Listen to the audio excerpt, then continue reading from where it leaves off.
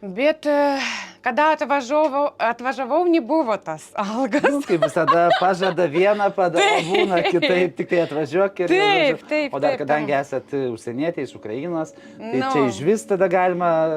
Taip.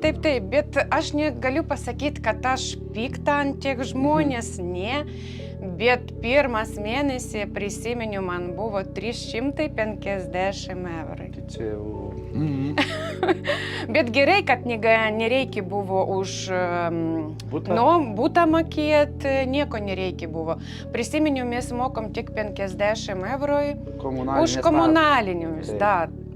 Pas mus buvo toks didelis centrai Mickevičių gatvė, didelis toks patalpas, butai. Ir visi turėjot po vieną kambarį. Nu, ne visi, bet aš turėjau tam atskirai kambarį. Antras mėnesį irgi nebuvo tas, kur man sako alga.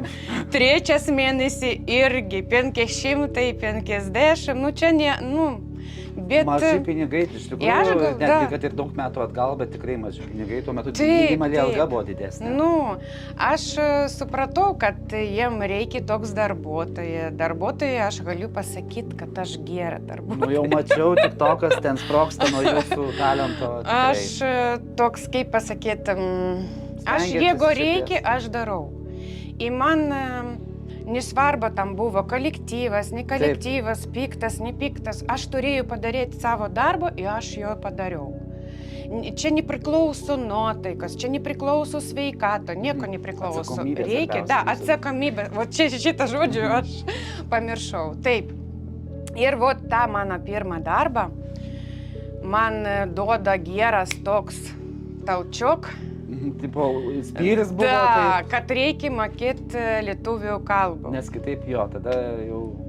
Labai nemėgstu, labai man nepatinka, kada žmonės kalba už mano nugarą, o man nieko nesupranta. Nu, bet čia taip jau yra.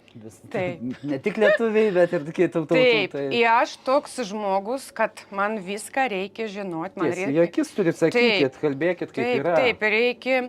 Ne, čia nebūna toks. Lietuvoje tikrai čia nebūna, į manęs labai daug ką nemylė, dėl to, kad aš į akis viską sakau. Pasakot, kaip yra. Taip.